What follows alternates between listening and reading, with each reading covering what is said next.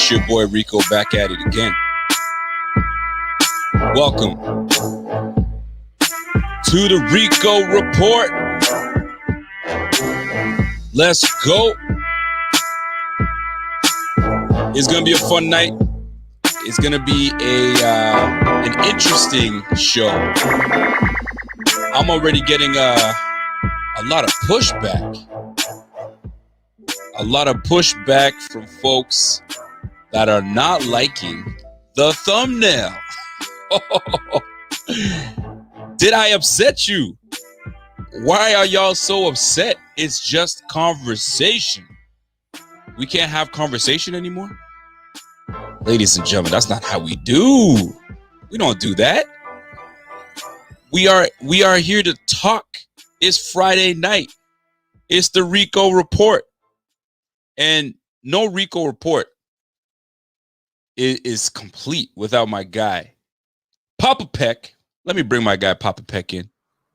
There's my guy. What's going on? How are you, sir? I'm good. What's happening? You pissing people off already? By the way. Is that what I heard? You're already upsetting some people? I'm already upsetting some people, apparently. We can't have conversation. I'm baffled. Well, I'm here now, so it's gonna get worse. Well, listen, we're about to get into it. So, before we get into anything, Kev, how are you, man? I'm good. It's hot, man. It's a warm one, man. It is a warm one. A lot of folks they're so used to seeing us side by side. So now we're doing this whole from remote from home. But it works. We can still get it popping, right? Oh yeah. Hey, before we get into it, you watched that Lakers game. Boy, I was watching a little bit, but I had to leave for work. So I was catching it on Sirius Satellite, and I was like, "Come on, Bron, bring it back, baby!" And he did. And you don't even like Bron, so this it's so weird. You're a Lakers fan, but don't like Bron. It's been the hardest time in my fanhood. Like, it's been so hard. So did you cheer? Yeah, with a straight face. You still got to cheer for your guys. Like it'd be like if heaven forbid, if you get like Brady, you know what I mean? Like you spend your whole life hating Brady, but then he's on your team and you're like, well, probably going to win the championship. I got to like him now. Yeah, it's just like that with LeBron, right? You're like, well, we're going to win a championship. But, you know what I will say, though? I actually quite enjoy Brady way more now than I ever have, because it's like a fun Brady. What's going on with this new Brady that is it because he's out from underneath the thumb of Mr. Belichick? He was probably having fun before, but we were losing, so we hated it. You know what I mean? Yeah. You know what? You can't have fun when you're freaking losing every damn game. Yeah, we were the ones that were miserable. Yeah. We were miserable. So, Kev, we're gonna start the show off not with the news that I wanted to start with, but we'll talk about things that are going on around the league. It seems as though Tua's growing up. And you're probably wondering, what are you talking about? Because he's hitting the weights. He's hitting the weights. He's got a beard now. Got a little. He's growing up before our eyes. Yeah. He's put on a lot of muscle. Well, I mean, last year he was, recovering from the hip, so he couldn't work out, he couldn't run, he couldn't do anything, he couldn't really lift. All he was doing was like stretching and trying to get range of motion back in his hip, and so there's no working out, there's no anything like that, there's no training camp, there's no preseason. Most people thought he was going to redshirt the whole year. It was a real surprise when they threw him in. So I don't know, this year, he's probably pissed off the way at all the flack he's been getting. So he's put on a lot of muscle. Like, it's a huge difference. Undue flack. Why is he getting so much flack? He's a top 10 overall pick. Why so flack? Why so much? Probably because you guys hate him because he's a Dolphin. It's like he could have been. Or he went to Alabama. That could be it too, because not a lot of people love people that come from Alabama. Yeah, like, he's really nice. No one ever says anything bad about his personality. Like, he's a good guy from all accounts. He's very humble. He's very but because Alabama, and because he's in like Nate Peterman. He's like nice, like Nate Peterman. Yeah, like the Bills fans that hate on him, if he was playing out in like the Rams or something, they wouldn't care. They wouldn't be like, "Ah, it sucks," you know. They'd be like, "Whatever," you know. You know, there are some people that feel like the fact that Tua is the bona fide starter in Miami for now, and I say that for now because so many things can happen, and I think maybe not anymore, not so much anymore now that the draft is over with. But Tua, Tua could be the starter, or he could be. I mean, he could be replaced. I don't know. Like Jacoby Brissett's not going to do it. Deshaun Watson, I think that's a pipe dream now. I don't think it's happening for him to come to Miami, or is it still alive? Still alive. He's still got to go somewhere. He's not going to play. I don't think he's going to play for Houston.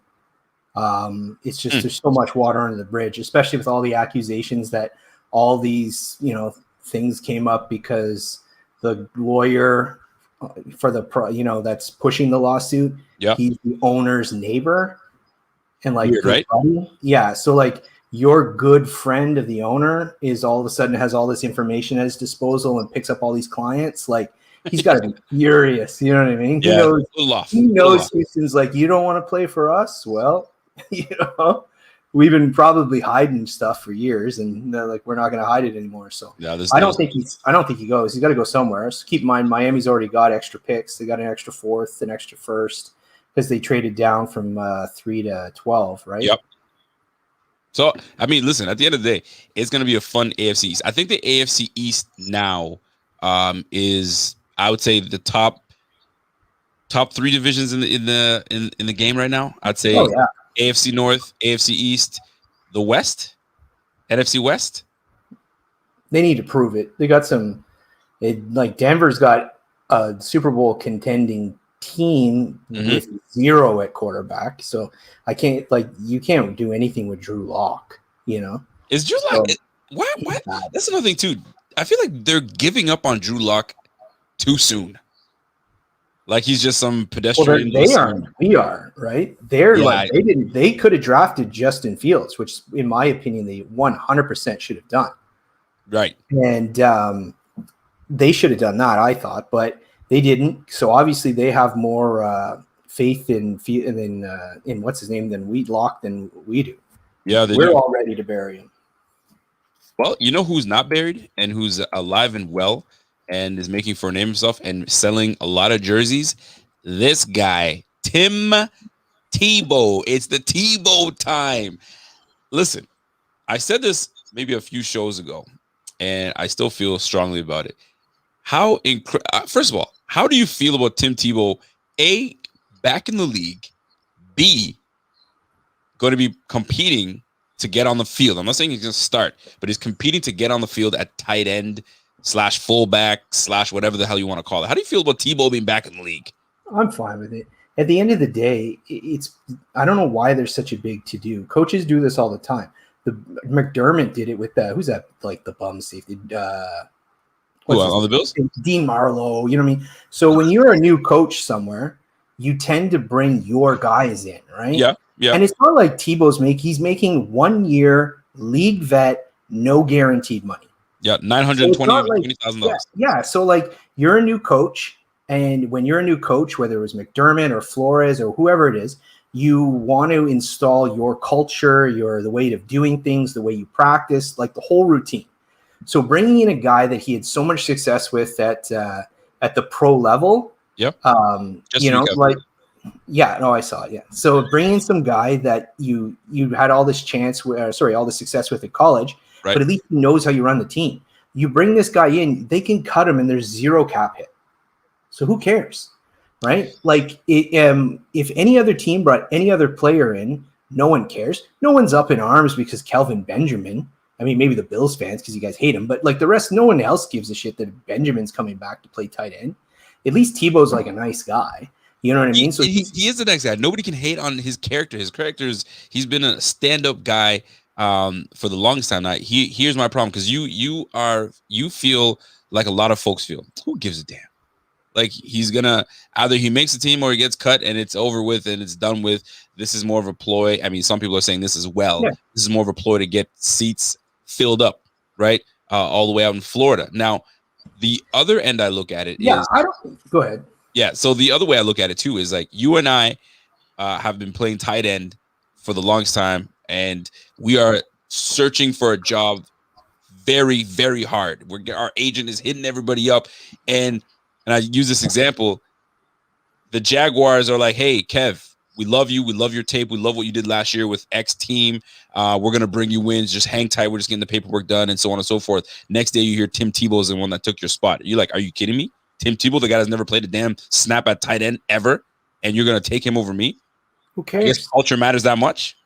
We're going to worry about the 90th guy on Jacksonville's roster about That could be me. feelings. I could be the 90th guy. Yeah, who cares? So maybe if you're that guy, you can be pissed. But like, I'm gonna like, we should be so up in arms because this practice squad guy fighting for third tight end role is gonna be miffed because he lost a shot. Well, who cares? If he had scored 1,000 touchdowns in college, maybe he'd be getting the benefit of doubt too. You know what I mean? Like, for sure. Like I said, Tebow knows. Though I don't think it's just a publicity thing. I think Urban Meyer's like, I know this guy's character. I know this is who I want in the locker room.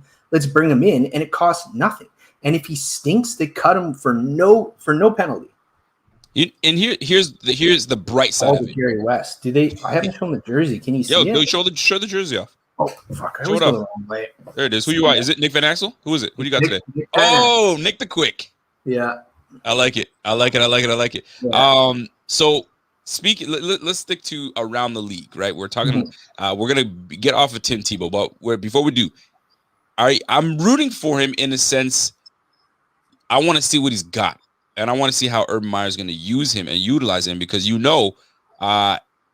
once he gets on the game and in the game, media is going to be all around it. They're going to see what can Tebow do and this, that, and the third. So there's the fun element of waiting for Tim Tebow to come through. And then you might even see him do a trick play. And then when he throws into the dirt. And then you're like, oh, that's the Tebow I remember.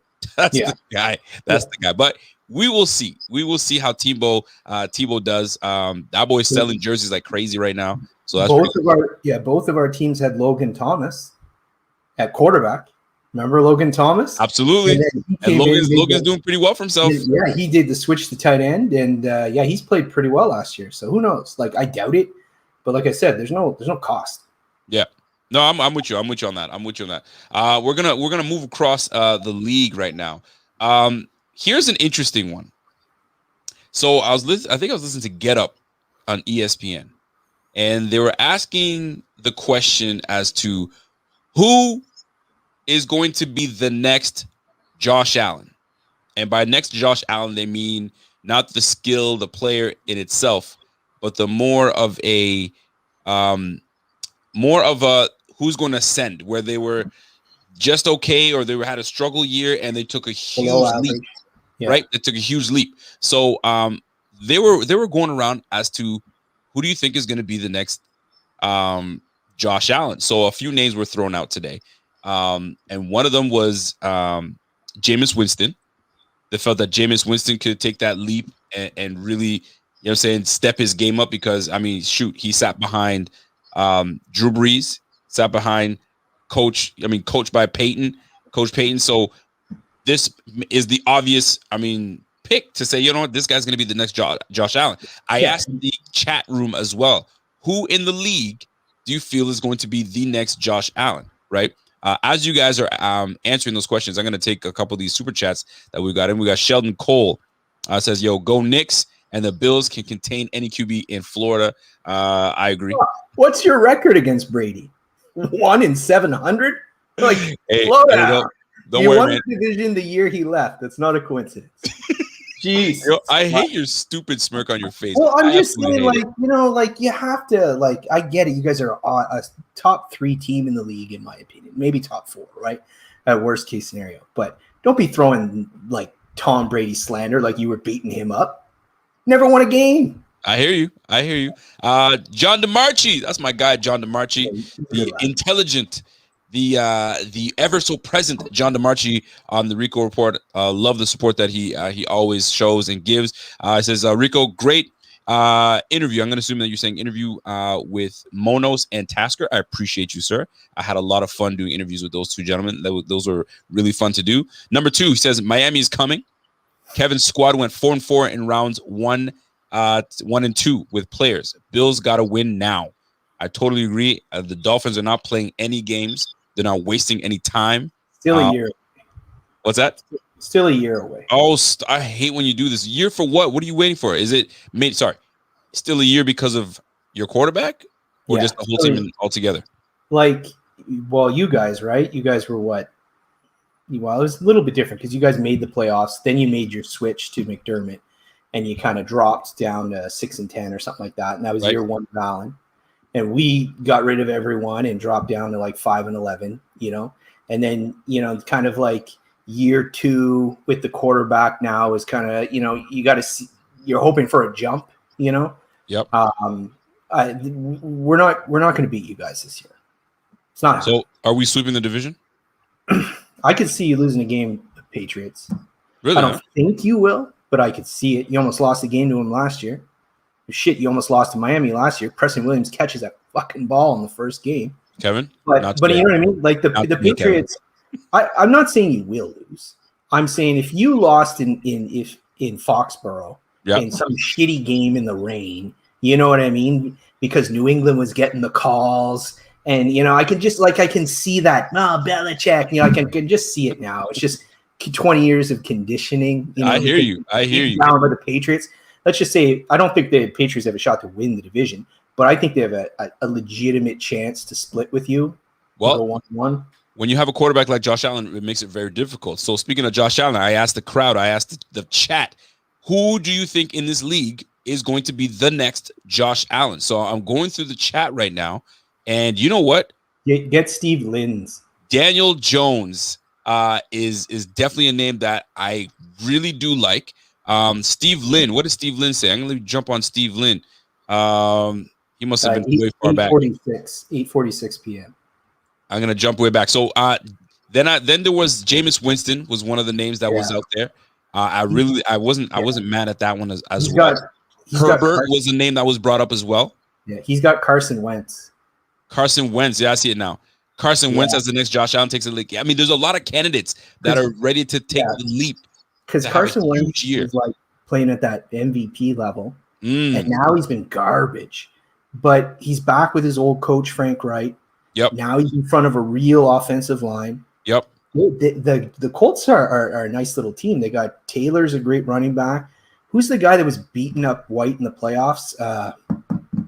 Pittman Jr. Pittman Jr. He's good. Great. He's good. And then I know he's good, but don't tell me who's old man T.Y. Hilton was still kicking around. They have a decent team. Like I like that pick. If you're gonna throw $20 on a gamble of some guy to come out of nowhere and be really good, I can see Carson Wentz in that situation. They have a great defense. So who knows? Who knows?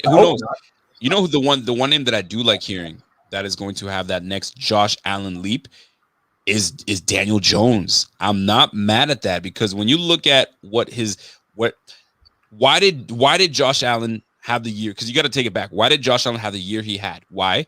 Because they weaponized Josh Allen. They gave him all the weapons you can give for him to have success. They gave him a number 1 receiver in Stephon Diggs.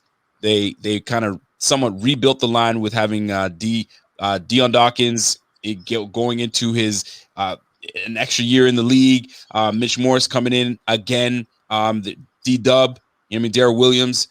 It's unfortunate John Feliciano got hurt, but he's more on the offensive side of the ball, right? So Gabe Davis comes in and contributes. So they gave him all the weapons possible, and then you have a good offensive coordinator that always helps. So Daniel Jones could be the next way. Like, I mean, who's the offensive coordinator out there? Isn't it the former Dallas Cowboy?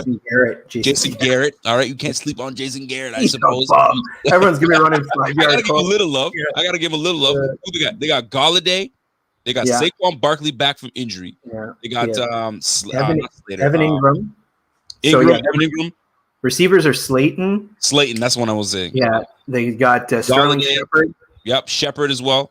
So Tony, the first round pick from Florida, and Galladay, and then they have Evan Ingram. And keep in mind, what's his name? The Vikings guy, Rudolph, is the second Rudolph, tight. there you go, man. So and Biscuit Benjamin is TE3. Yeah. TE3. Listen, let me tell you something, man. And that Giants defense was solid. They were really good. They got a really good defense. So the Giants could officially take over that NFC East as like the main team. But these guys keep messing around. Now Dak Prescott's back. That changes the whole game. You can't. Yeah. It changes. You can't sleep on the Dallas Cowboys now, man. Now the defense stinks, but they're capable of putting up 40 in a game. Like absolutely. Last year before he got hurt he was lights out. Yep. He does not get the credit he deserves. Everyone shits on him, but I'm hoping for the football team because they got Fitzy now. And they Washington football team, man. Yo, I like that team, man. I like the and that's a great defense on that side of the ball as well. So the NFC East was real bad for a long time, and now they're starting to rebound. Because man, I think it's going to be a very fun year. It's going to be a very fun year. The league is starting to come back around. The stadiums are going to start to get filled up with fans again. So things are going to start somewhat becoming normal again. So it's going to be really fun. So to me, I like Daniel Jones as the next Josh Allen to take the leap. Joe Burrows was also mentioned because he got hurt, so we're gonna see how he does. He's got Chase back as his receiver, but they got no O-line, so we'll see how that goes. So it's gonna be really fun to see what this year is going to bring. Now that being said, Josh Allen, it's Josh Allen's birthday today, so shout out to Josh Allen. Let me take this Tebow banner down. Shout out to Josh Allen, the birthday boy. Josh Allen went from 24 to 25 years of age, a young man. What were you like at 25, man? Were you just begging all the girls or what? No. Maybe not. You know what? Kev was probably, you know what? If I remember Kev was a prime time receiver. You know what I'm saying? He always says that he was quicker than fast. What'd you say? No, I was just fast. You were just fast? I was a fast guy that they put on playing football. There you go. Because I'm thinking to myself at 25. I mean, I was married at 25, so I can't say I was, begging in the mall. But I was like, would you say that's when you're in your prime at 25? No, I'm not even talking about I'm talking about in life. You're in the best shape of your life. Okay. You know what I'm saying? You're in the best shape of your life. Socially, you're out there. You're having a good time. You know what I'm saying? Yeah. 26.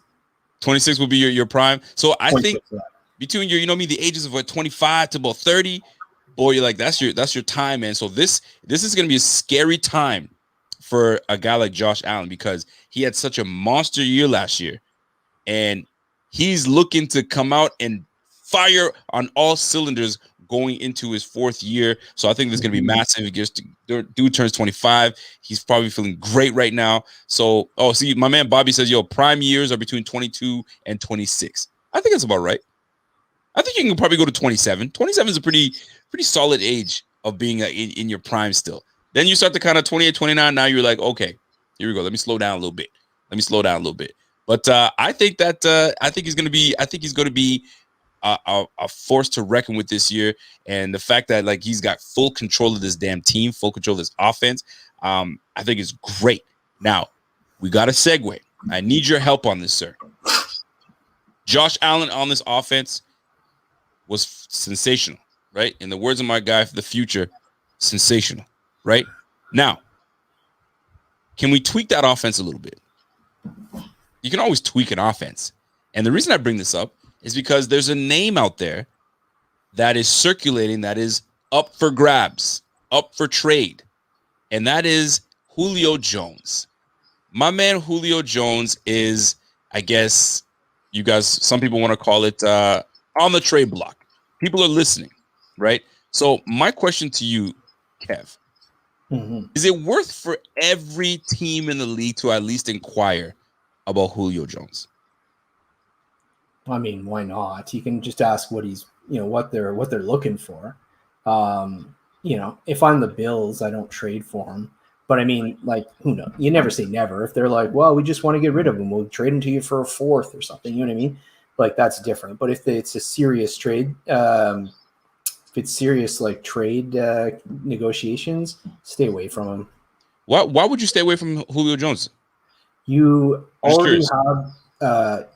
Do you mean like I'm speaking Bill specific? Yeah, Bill specific. Yeah. It's just Bill, because you yeah. you know the roster pretty well, so I'm still very Yeah. impressed that you know the offense well enough Yeah. that you can So actually speak on this. So yeah. why wouldn't you at least entertain the thought of having a Julio Jones on the squad? Just because like what's left on his contract now, granted, if he gets traded, all his guaranteed money has to be paid up front by Atlanta. I'm So actually going to look at his contract right now so as you speak. if you did want to cut him, it wouldn't cost anything against the cap because all his guaranteed money gets paid the second he gets traded. But like, I don't know, you guys already have, when you have a really good offense, a really good passing offense already, and you've got that, that main guy in Diggs, and you got, Davis coming up, Sanders is really good, and you got your little slot guy there in Beasley. Mhm. Like, you're going to bring another guy in. Now, Julio Jones is a little bit different because and I'm sorry, I'm just thinking out loud, but like Go ahead. he's a little bit different because he's not like Odell. He's not going to come in and demand 20 catches a game, or, you know what I mean?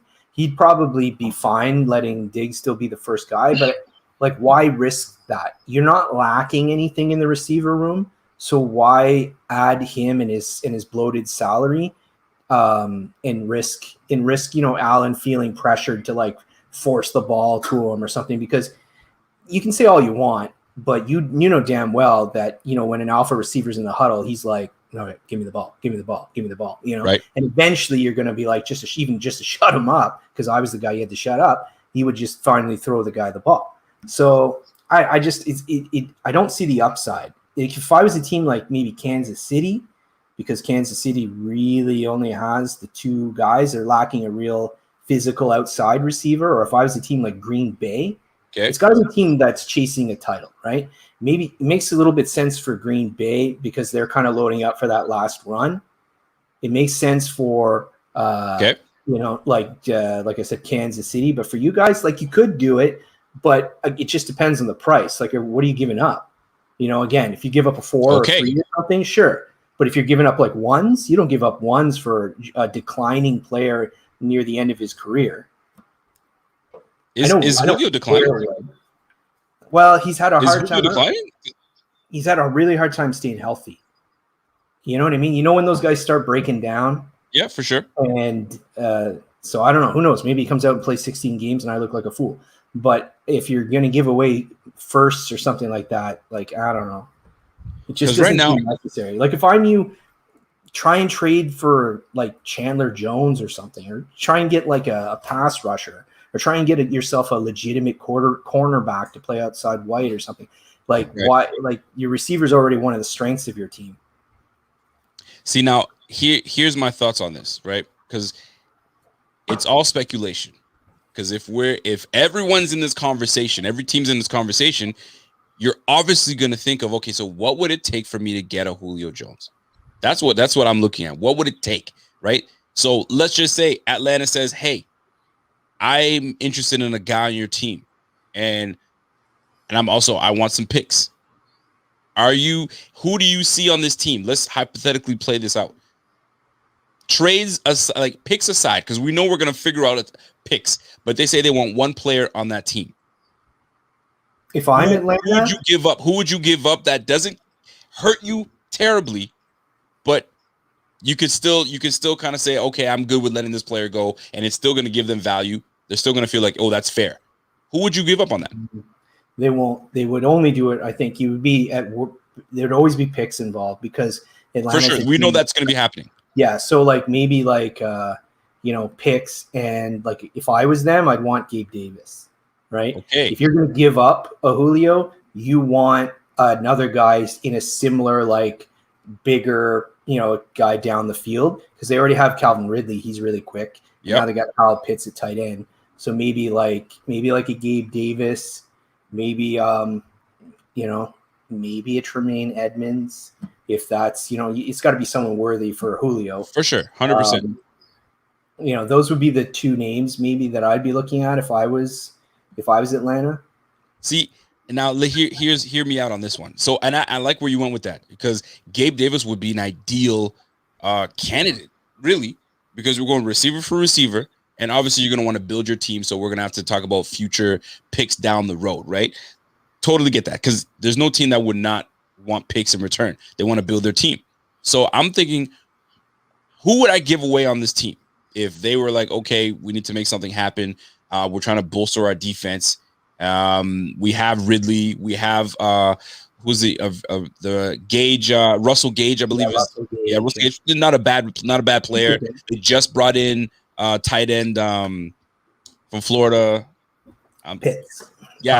Kyle Pitts. So, I mean, you can still get away with it a little bit. I mean, with on the offensive side of the ball, especially because you still were pretty decent offensively last year without a lot of Julio Jones because he was hurt and so on and so forth. So I'm thinking they want to bolster the defense up. I would give away picks, right? And AJ Epinesa. I would give away AJ Epinesa. Now, hear me out when I say this. Because most people, and I got to call out a few Bills fans too, because all I've been seeing, he's old. He's old. Okay. You guys can't talk about how he's old, but you were excited about bringing Emmanuel Sanders, which is 3 or 4 years older. Cut it out. Like, hypocritical. If you're going to be talking about he's old, then you shouldn't have been excited about having Emmanuel Sanders. But all I saw was, wow, that's a great pick. We wanted him before. He's now on our team. He's 34 to 35 years old. I'm not even hating on Emmanuel Sanders. He's still productive, right? And so could Julio Jones. He was hurt. We have one of the best facilities in the game. Get him with our medical staff, and we'll fix him right up. Now, you put him with Diggs. You put him with Cole Beasley in the slot and Julio on one side. My goodness, right? Isaiah Hodgins, if you say get rid of, they want Gabe Davis as well. I'm just putting it out there. But defensively, I would give away AJ Epinesa. Why, though? We just drafted Greg Rousseau. We just drafted Carlos Basham. We have Bam Johnson. And if you want to give something up that at least is of value, AJ Epinesa seems to be the right fit for sending it out there. Now, some folks might say, man, that's craziness, man. Like, you don't want to give away AJ Epinesa. But, dude, fellas, we just drafted 2 high-end draft picks in Greg Rousseau and Carlos Basham. And AJ Epinesa for Julio Jones, if you put that on the table and you get some picks and Julio Jones, how could you say no to that? It's Julio Jones. Let me look at this, man. Julio Jones, what? He's 31 years of age. You want to come inside high? 31 years of age, right? We're looking at in 2011, just shy of 1,000 yards, 1,100 yards, 580. I think he might have gotten. He only played 11 games that year, not even 5 games that year. Then he goes. I'm looking at my stats. Hold on, I missed that. 1,500 yards, 1,800 yards, 1,400 yards, 1,400 yards, 1,600 yards, 1,300 yards in 2019. 771. When he only played 9 games, he could still be freaking productive. And you wouldn't want that on your Bills? You wouldn't want that on the Bills? For some people to say no to Julio Jones because you're going to give up maybe a couple second-round picks. Yeah. Come on, man. I don't see why you wouldn't. Part of the reason for this. Now, keep in mind, I don't really think it's a great idea to trade for him, but part of the mentality that you're going to get, you're going to have your fan base that's going to be like, absolutely do it because he's a big name. Right. You're going to have another fan base that's like, so like, no, you don't give up young players for older players because they're so stuck in the 23 years where you had to build for the future, build for the future, sure. That they don't understand that your future's now, right? As Pierre says, you want to win the damn chip. You want to win. You play to win the game. So I still wouldn't do it personally if I'm the Bills because I would be worried that your cohesiveness and the chemistry that you guys cooked up last year, like you were a really good passing team. I don't know if the salary implications and the long-term investment is worth it's a point of diminishing returns, right? If you threw him on Detroit, he's going to make a huge difference because Detroit's got garbage around him. Right. But it's not just how good is Julio, it's how much better is he than what you have right now for what cost at like $18 million a year or something like that, right? You don't even have $18 million in cap. So now you got to cut dudes. So it's not even just the guys you traded for Julio. Now you have to cut probably some decent, like not stars, but like some decent guys, because you have to make up that. Well, I don't know how much space you got, but let's say you got 8 million. You got to make up 10 million, right? So you're going to have to cut some dudes too. So now the trade becomes Julio plus whatever you gave him, plus whatever you cut, plus the risk of possibly ruining the chemistry you developed last year for a guy that's been kind of injured a lot lately and struggling to get on the field. Right. I'm just wondering if you need it. Like if you were going to sell out, I'm all for the mentality of selling out and going for it all because you think this is now, right? You want to win now while you can afford to pay these guys because you haven't signed Josh Allen to that contract. And Julio Jones isn't going to be here in 2 years when Allen's big money kicks in. I get that. But go to another position. Get yourself a running back. Get yourself a tight end. Get yourself a pass rusher, a corner two. If you're going to go for broke, go to those positions. Don't forget. We're hypothetically thinking about this because Julio Jones is available. I'm not sitting here and going pound the table, go get him. It's because he is on the market. And let's talk about it because people are talking about, oh, it's you're giving up too much money. A lot of people were saying Mario Williams to give up $100 million for Mario Williams was insane. Don't do that. $100 million. Don't do it. Mario Williams was excellent for us, and nobody was coming to Buffalo at the time. We were talking about saving pennies. Don't do it for Mario Williams, and we did it, and it was fantastic. So a lot of people like hate it, and I bet you it probably wouldn't happen, but I bet you if it did and they pulled it off, it would work. Now, Don mentioned, Don Keith says, how do you pay for him and come under the cap? How many players do you have to dump to get his 50 million under the cap? We only have 3 million. So you don't necessarily have to dump players. You would have to restructure several players. Now, that is where you're pulling the Saints move of we'll pay this guy later, right? So now you got to restructure a guy like Stephon Diggs, move around some money and kind of like give him signing bonuses and so on and so forth to kind of free some things up. So you want to do that to your key players that you know are going to be on the team for a long time. Now, is it worth it at the end of the day? That's the debate, right? Now, for me, money would be obviously the challenge in trying to get the money down, right? These guys are freaking wizards, man. Like you said, Brandon Bee's the wizard. The wizard can figure something out, right? He can finagle some things down. I'm sure of it. The question is, what would you give up? And to me, my logic behind this was we drafted 2 defensive freaking linemen, 2 young defensive linemen. We could give up the luxury of the extra luxury, I guess we just say, in AJ Epinesa, right? Yes, we're giving up youth, but we're getting an elite receiver next to another elite receiver. And now you've got a bevy of receivers at your disposal for maybe another year, or we fix some things up and we bring him back for another 2-3 years. Let's just say we do bring him and win the championship. Is it not worth it? And this is not just to you, Kev. This is to everyone. Is it not worth it if we bring Julio Jones in and we win the damn thing? It was worth it. Yeah, if you can make all your moves with hindsight, then we'd never make a mistake. That's why you make moves like that to win the championship, right? You wouldn't bring him on just to try it. It's, we know that this is the piece that we need to make this championship run. Why not bring him over? That's just my thought process behind it. I know it's not a very popular one with other folks because they're like, don't give up your young players for old players. He's breaking down. Come on now.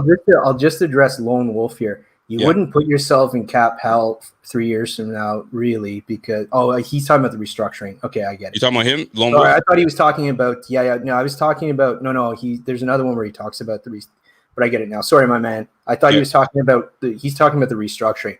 I thought he meant with just Julio's salary because, again, like I mentioned, once a player's traded, there's no dead cap because all of the former team has to pay all his guaranteed money. But I get what Kingpin just mentioned, trade Cole, Hughes for Julio, cap situation solved. Yeah, I know, but it's funny. Why would Atlanta want those players? I know, Kevin. They don't want Jerry Hughes. Check this out.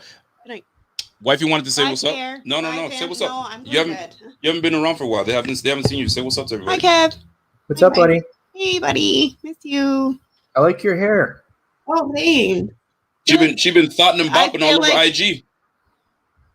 I don't know what that means. What is nobody knows what it means. No. It's provocative. People going. What an idiot. Yeah. Anyway, are you staying for a bit or are you leaving? No, I'm gonna go to bed. I'm exhausted. All right. Bye, guys. So wifey says what's up to everybody. You guys haven't seen her in a minute. So she just wants to say what's up. And you say don't trade for Julio Jones? Don't do it? She says don't do it.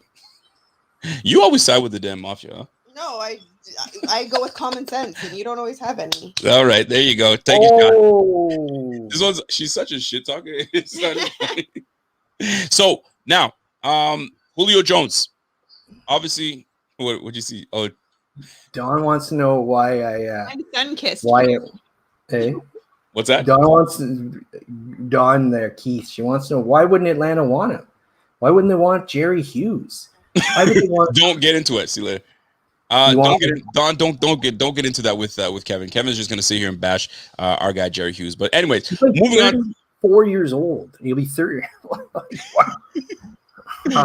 Yes. Moving on to the next topic, Kevin. Moving on to the next topic. So, looking at this Bills roster, and it's kind of tough because we're in around the time of the year where. Sorry, Don. What happened? Don wrote it's a joke. Oh, it's a joke. It's a joke. I was like, because she knows your stick. She knows your. Oh, sorry. She knows your shtick, right? So she knows that you're gonna just bash her. So it's all good. Now, what is we're looking around the league, and we're looking at these new teams coming on, right? They bolstered their team, and now they're gonna be somewhat competitive, right? The one team that stands out to me, is clearly the freaking New England Patriots. They've added a lot of pieces to their team. I mean, they're going to be a threat to the two of us, obviously, to the Bills and to the Dolphins. The Jets they did some improvements, new head coach. You know what I'm saying? They added some players, some players coming back from the opt-out. Yeah. Not bad. But these Browns, though. Yeah. These freaking Browns, are they the real deal? Is that a team that we should be worried about? Well, it's easy to look at I love their draft, but you never know, right? Like, maybe these guys pan out, maybe they don't, but I think they're going to pan out. And I think they had an amazing draft. And I think they added like these two crazy linebackers that can cover. They've got a bunch of good corners now. Got they pair with three good safeties. They signed John Johnson, who's really good safety from the Rams. Yep. They've got that two-headed monster running back. What's his name? Solid. What can I think of his name? Njoku's back from injury. They got a lot. They were trying to move Njoku, so I guess they're going to try to. At one point, they were saying, but he's still there, so I don't know. But yeah, they're a talented team. And then Mayfield was better last year. You know what I mean? He was really good his rookie year, and then he wasn't great last year, and then he was better this year. And I think that he really got cooking when Beckham Jr. got hurt. ODB got hurt. And then he started spreading the ball around, using the best slot receiver in the league. And then, it's a good offense. It's a good team. And then they picked up Clowney. Clowney's not going to give you much in the pass rush, but he's really good against the run. He's more of a bigger name than anything. He's great against the run. He's really good against the run. It's just people were always expecting that the athleticism that he's going to get like 10, 12 sacks. And he's not a very good pass rusher, but he's if that's your worst defensive lineman, you know what I mean? He's pretty good. I'm not gonna hate on the Browns, man. They look pretty damn good. When I move around the league, I'm looking at KC. KC added tremendous depth and strength to their O-line. Golly, man, these guys, you think they would just F off already, but they're trying to go back and try to win this damn whole championship. God damn, man. Yeah. The Miami Dolphins have been trying to rebuild their offensive line since 1973. And the Chiefs did it in a month. It was so angering to watch. So they get the Canadian guy there back, Laurent Tardif. He's good. Yep. He's coming back. They got Joe Thuney. They got Orlando Brown. They got Lucas Niang. Yeah, Lucas Niang was a second-round pick they had last year that was hurt. Yeah, he's coming back. They like him. Apparently, they like him. He's the right tackle. TCU, yeah. Kyle Long came out of friggin' retirement. Yep. And they drafted Creed Humphrey. What the fuck? They got my guy Trey Smith in the 7th round because don't lose your shit. Don't lose your shit. I wanted Trey Smith so bad for 2 years. Yo, check this out. My man Pierre said something that which he's pretty much saying what I was thinking. He says, ask viewers if Browns should go after Julio Jones.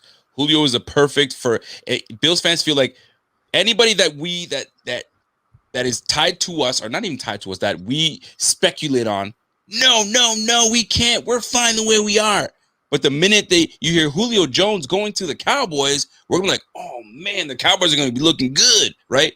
The Julio Jones, the Patriots just picked up Julio Jones. We're like, oh, we're mad. Miami Dolphins just traded for Julio Jones. Holy crap, we lose our shit.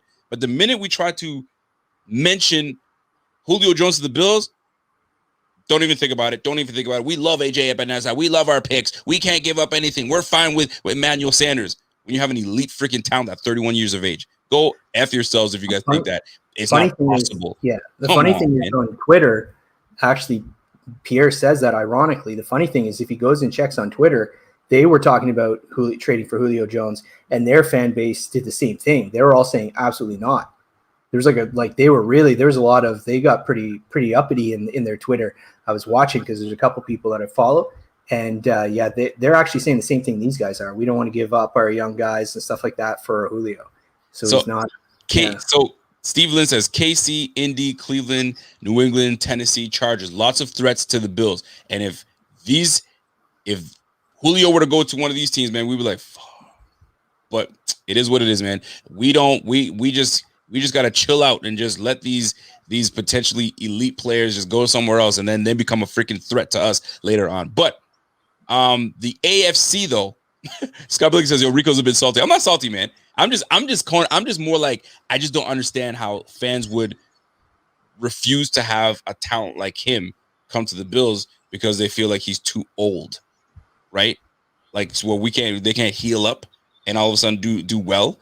Like Landry, like I don't want to even use Landry. I'm trying to think of a player that was deemed, you know what I mean, trash and no good and hurting, and then he goes somewhere else, and all of a sudden we never hear about these injuries again, right? But it's not coming to me the top of the head. Matt Judon, coming out of college, was an injury freaking prone player. Watch out for Matt Judon. Matt Judon comes to the game. I think he's only missed 4 games, something ridiculous. So I'm just putting out there. I mean, I'm not invested into this Julio Jones as much. I'm just putting out there as speculation.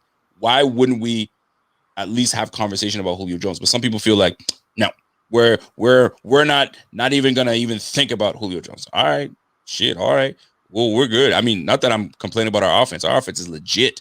You know what I'm saying? We got a legit offense. But it is the reality of things. He probably goes nowhere. He'll probably get traded somewhere. I'm interested in where he gets traded to. It'll be fun. It'll definitely be fun. But we'll see. We'll see how that goes. Kev, let's kind of dive into the Dolphins a little bit. They've made some offseason moves, obviously. Not crazy amount, but some offseason moves. You guys nailed your first 2 draft picks. Have you warmed up to the rest of your draft picks? Because I know you're like, nah, you didn't really like your tight end. You didn't like your offensive tackle that great. So how are you feeling about your team now that the dust is settled? I didn't dislike the pick of Eichenberg.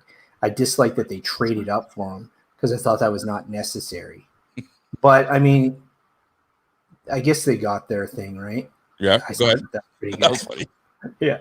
But, no, I like and, my only issue with, Holland, if I was the Bills and I drafted Javon Holland, I think that'd be awesome because he's like a Jordan Poyer kind of guy. You know what I mean? And that's your for the future kind of deal. But Miami drafts him, who's more of like a nickel / closer to the box, he's going to cover the hook zones and things like that. And then they're like, okay, we'll cut our free safety and we'll have this guy play deep middle when he hasn't played deep middle since his freshman year 3 years ago. Right. So I was a little confused because Trevor, what's his name? Morrig was still on the board, and Morrig was the best rangy center fielder, which is what I've been asking for since Brock Marion left the team. But yeah, so I don't know. Everyone seems to think Miami did really well. Every public they had a pretty good draft, man. No, not pretty good. They're everyone's list them as one of the top 5 drafts in the NFL. There's one dude for CBS or something that didn't, but everyone else is yeah, they're the winners. Whether it's Jeremiah, Bucky Brooks, all these guys. So, yeah. But then it's it's easy to have a great draft when you have all the picks. Thank you, Laramie Tunsil. Absolutely. Listen, he's still Thank you, you're Bill still O'Brien. you're still getting paid by Larry Tunsil. That's craziness. Thank you, Bill O'Brien. We still have another first. We got another first, not next year, year after, from that deal. But Yeah, I'm not mad at it. I'm not mad but at I it. mean, like Patrick Garris here saying, yeah, Miami had 1 million picks. That's why. Well, Buffalo had picks and they took a bunch of 3-4 defensive ends. But I don't know. They decided to double down. So Are it's you not. saying you don't like the Bills draft pick, the way they drafted? No, You're not a fan? I don't understand. Like, Really? I like Talk on this. Okay, so the players individually, yeah, they're good players. I Yeah. liked Rousseau. I think he's got a high ceiling. Then you double dipped and you took another one. And I'm a nobody. You know what I mean? I'm just some dude in Canada wearing a Lakers jersey. But in my mind, AJ Epinesa is a 3-4 defensive end. And then you guys made him drop a bunch of weight. I didn't quite get that. Greg Rousseau is a 3-4 defensive end. They're all 5-techs because he's not like super athletic, but he's got really long reach. He's got a bit of a burst off the 10-yard split, that sort of thing. I'm a Miami fan, so I know all about Rousseau. I love Rousseau. Yep. But in my mind, he's a 3-4 defensive end. And then you took Carlos Basham, who's been linked to Miami and New England since the beginning of the draft cycle because he's the ideal fit for a 3-4 defensive end. So you picked all these 3-4 defensive ends. I don't know. You're going to make them play outside, and they're all like, well, they have versatility. They can kick inside. We can't have 3 inside guys. No. And then what does that mean? Oliver's off the field? So I don't know. We'll see how they pick. Like I said, it's not the individual guys. If you had picked pick someone, you know what I mean? You'd pick a corner in the first round, and then you'd picked Basham in the second. I'd say, hey, Basham's a great pick. You picked a corner in the second round. You picked Rousseau in the first round. Say, hey, great. But the fact that you doubled down and you took Epinesa in the second round last year, and you took guys that I feel are not really great fits for the 4-3 defensive end, okay, it's a little bit puzzling. And then you took the project lineman, Spencer Brown, and then you took another project lineman after that. So I kind of get the idea that you want to have a swing tackle, especially what I give. They doubled down. They took 2 freaking tackles. Yeah. So what I give Bean credit because I don't know if a lot of people think like he does. He thinks in the future, right? Yeah. And he's thinking, I'm going to have to pay Allen a shitload of money. I'm going to have to pay, all the Edmonds a shitload of money. I'm going to have to pay, Diggs is going to want a new contract and that sort of thing. So he's got to find cheaper options, right? Yep. So he's got to figure out a way to kind of save some money. So I get you take a Spencer Brown and he's going to be your swing tackle. You don't really start him year one. You let him develop because Dawkins and Williams were really good at tackle for you last year. So you let him think. But then you took a second swing tackle, and I don't understand because you can't keep multiple developmental swing tackles on the roster. You bet and then if you do, you better pray that these guys don't get hurt and these guys are forced into the game. You picked them because they had really good athleticism. You had what you're telling me is that you just don't understand this whole draft that the Bills just put together.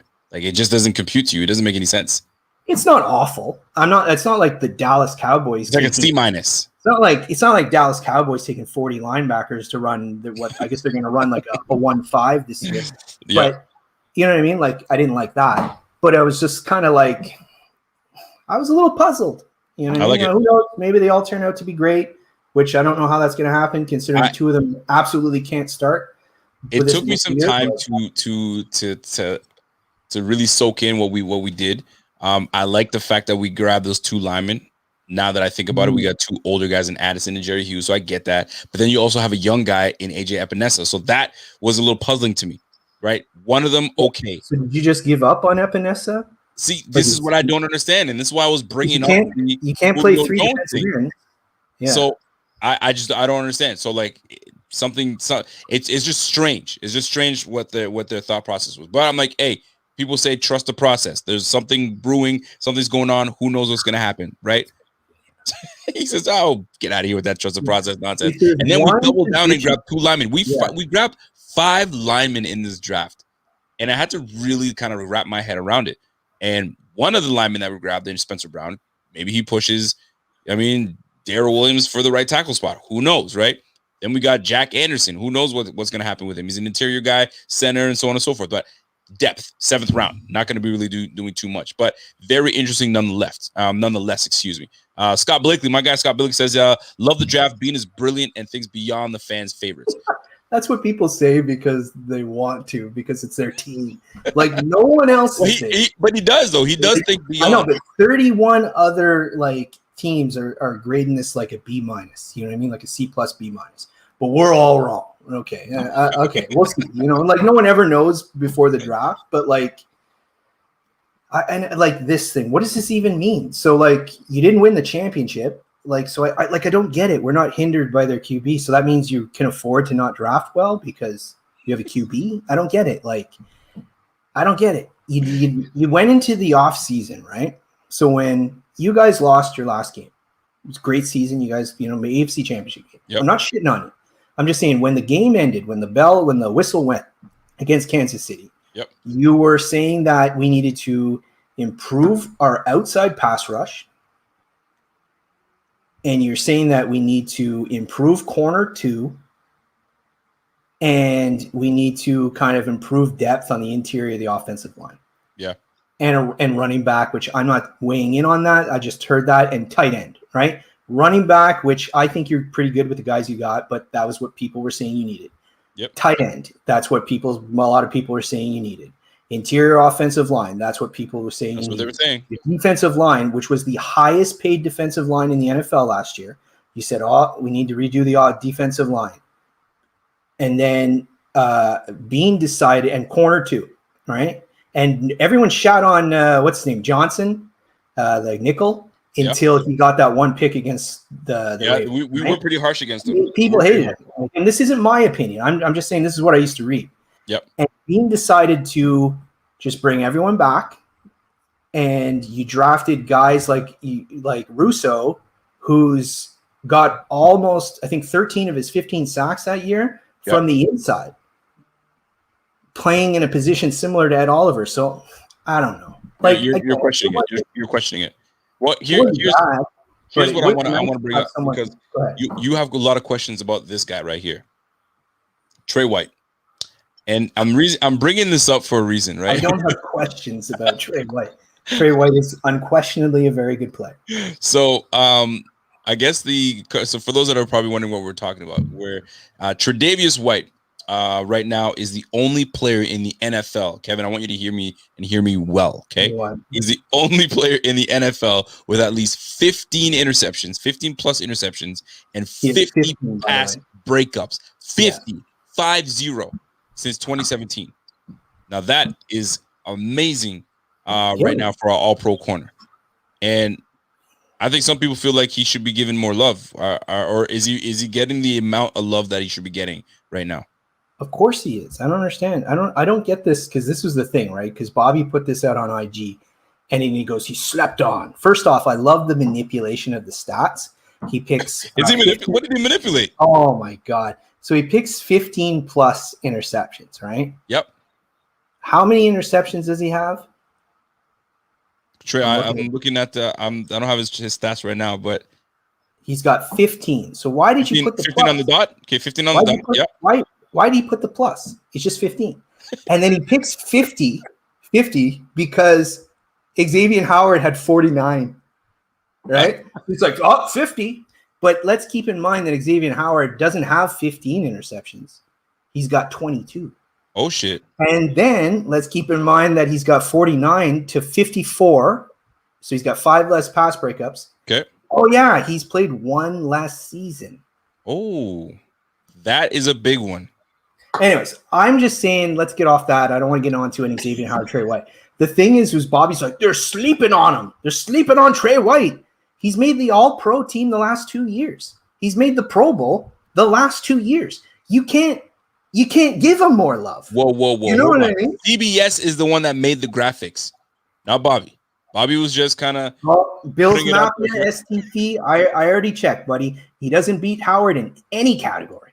He has a higher quarterback rating against, a higher completion percentage against, right? And that has nothing to do with targets. Shout out to my guy, Jeff Landers. He says, cornerback 2 will be Pro Bowl this season. We'll get a ton of action because no one will want to throw at Trey Day. Why? They've been doing it for 3 years. You can't. It's the NFL. You can't like avoid someone all the time. Now it's easier to not throw at Trey because he doesn't shadow the opponent's best receiver all game, here we go. like some of these guys do. So he can sit there and you can throw against him. But every corner in the NFL is going to get tested at some point. I mean, that's the point. If you're a Josh Allen doesn't give a damn who you are. He will throw at you. He threw at the likes of what's my man on the Rams right now? I'm Ramsey, Jalen Ramsey. And he doesn't shy away from throwing at anybody. That's one thing I do love about Josh Allen. So I'm gonna circle this back to Josh Allen. I got you because I'm reading the comments. I got to sum this up. Say it. What you got? Okay, because I see these comments like, "Oh, Dolphins did well in Week 17." But what does that have to do with our argument? But anyways, I think Trey White is exceptionally good. I think he's very good. I took exception with Bobby because he said Trey White's being slept on. How can you be all pro for the last 2 years and Pro Bowl the last 2 years and not getting any recognition? That's the most recognition you can get. I mean, he wasn't a starter this year, but deservingly so. Xavier Howard was back from injury. You know what I mean? Like he's been recognized as much as possible. So how can he be slept on? You know, it's crazy. You know what? We're just gonna have to find out how they do this year. I did say Howard was better, Patrick, because he is. All right, we'll find out this year. We're gonna move topics. I want to go back to the birthday boy, Josh Allen, and I need the help from the chat. Josh Allen on a David's birthday, or I want to try to get some moments. Your top 3 Josh Allen moments, right? I mean, it's his birthday, right? So we got to celebrate the man's birthday. So this is on the top of your head because I didn't tell you we were going to talk about this. So do you have 3 moments that you remember? If you guys have it in the chat, just number them 1, 2, 3. If you guys can try to number them, and then I'll read the ones that are the most interesting that we can put it on the screen. So Josh Allen, top 3 moments. We'll share 1 for 1, and we'll go from there. It's probably going to be tough for you, but you've watched enough of these Bills games, so you might know, and you've seen enough of the highlights because you were laying cats up. I've seen every play of his career. I've seen every single Bills game, every preseason game that the Bills have played for the last 5 years. I love it. I love it. I swear you should be a freaking Bills fan. But anyway, I digress. So I'll start. You start with 1, and I'll give you another, and then we'll share 3. What do you guys? What do you feel is one of Josh Allen's top moments? My top 3 Josh Allen moments. Yeah. Probably the lateral against the Texans in the playoffs. You're such an asshole. Or the go ahead. Yeah, we'll keep that. Keep that same game when he lobbed it into double coverage to a fullback. What was that guy's name? Patrick DeMarco. Patrick DeMarco. No, I would say I hate the hurdle because who cares? He hurdled a guy. It happens 50 times a week. He's got like this plays. It'd be one of those where, like, you know what was a great play of Josh Allen's actually, but no one remembers it because you guys lost the game, was the throw to Diggs that take the lead against Arizona. Arizona. Huge. That was really nice. That was nice. There was a play against Miami where I can't remember because he does like 5 of them a game, but there was one where like 7 people tackled him but didn't quite tackle him, and then he threw the ball. Like, it was, I don't know, he's got a lot of those plays. He's good. He does. Are you talking about the one where he farmed Kyle Van Noy and he kept on going? Yeah, but for a 7-yard gain, we're going to see that's like the highlight of his career. He's got like touchdowns and stuff like that. But we're going to, you know what I mean? Like, I would say, yeah, I don't know. That's the first one I can think of was the throw to Diggs. It was a really good throw. It was a really good throw. And it was like in a pressure situation because, you know, normally crumbles. But so that's one. You said the one with the throw to Diggs. What would be the second one for you? Man, he had that one play. Remember the play we argued about against the Dolphins? The first game. I still don't think the one where like we watched it live. Yeah. And then you like said, and I said, I don't think that was a great throw. And then for some reason you instantly took a clip of like 42. Oh yeah. Put it on, and then for 4 days I had every Bills fan like. Oh yeah. I think even though I came out like 5 times. Who's that bum corner that just didn't play it well, and freaking what's if it just snagged it away from him? But you're like, it was a bad throw, should have been intercepted. The corner that was getting beat like a rented mule. What are you talking about? No, I'm talking about the play where he dodges a couple people and it's near the end zone. And he beats Ogba. And then he throws the ball. And at first I thought there was no one around. It was Gabe Davis that caught the touchdown. Okay. But then when you see the replay, it was a fantastic play. But I saw it split second. It was like, fuck. Because this was week 2, right? We still thought he was garbage like he was the year before. So I was like, I was no one around him. And then you throw that on Twitter for 3 days, almost 4 days. I was just getting hammered. As soon as I saw the replay, I knew I was wrong. Like, it was a great play. But I hadn't seen the replay yet. But Rico's like, put it on Twitter.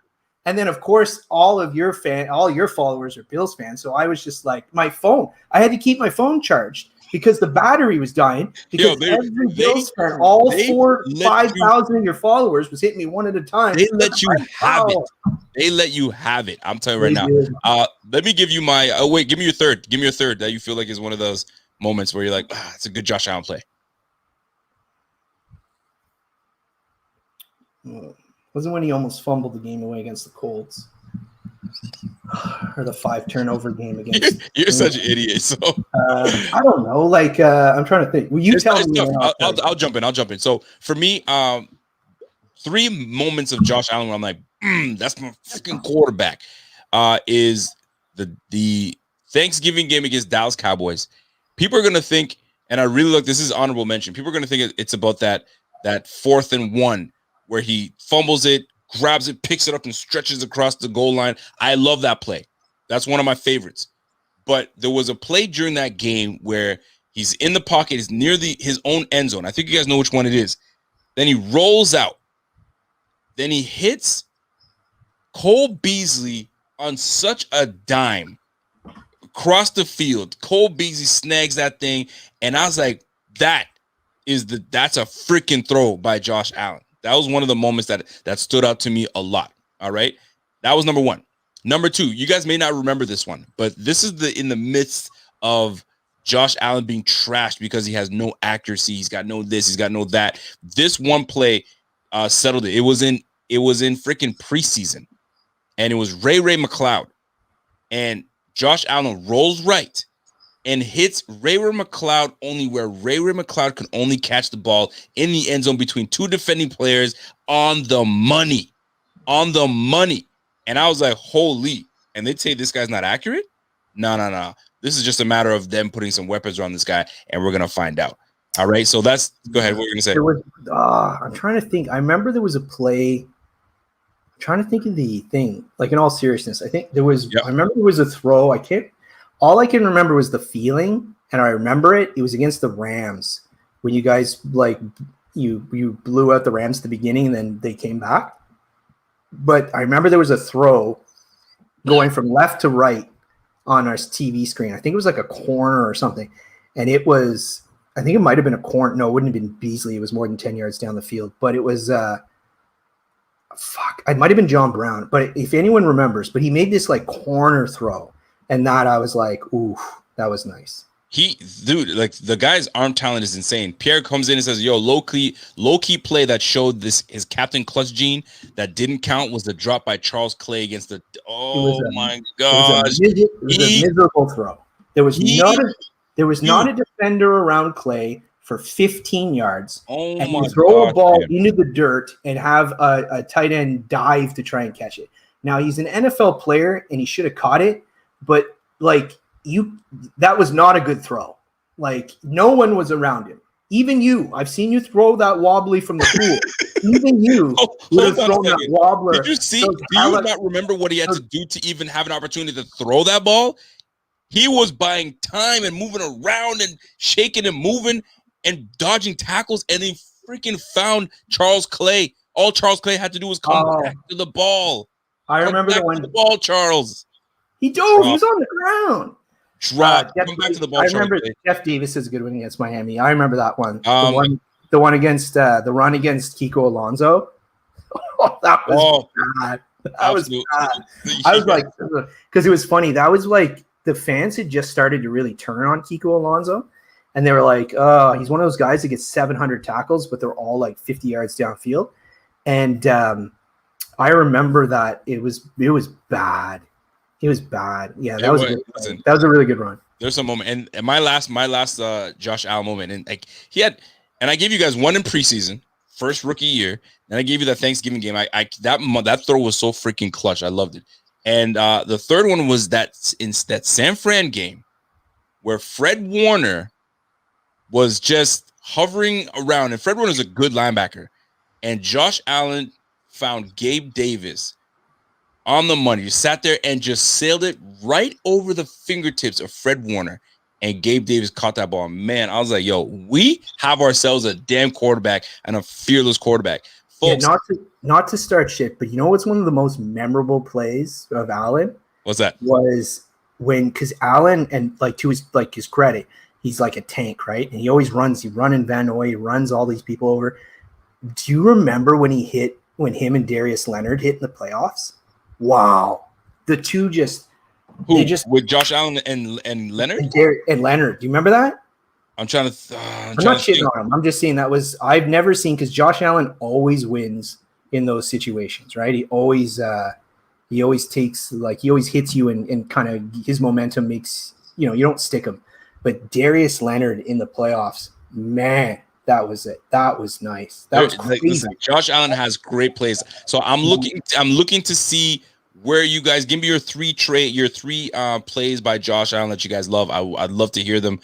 Pierre comes in and says nobody talks about it, but Josh Allen's best throw of his career was a TD to John Brown against the Raiders last year. Watch that throw and get back to me.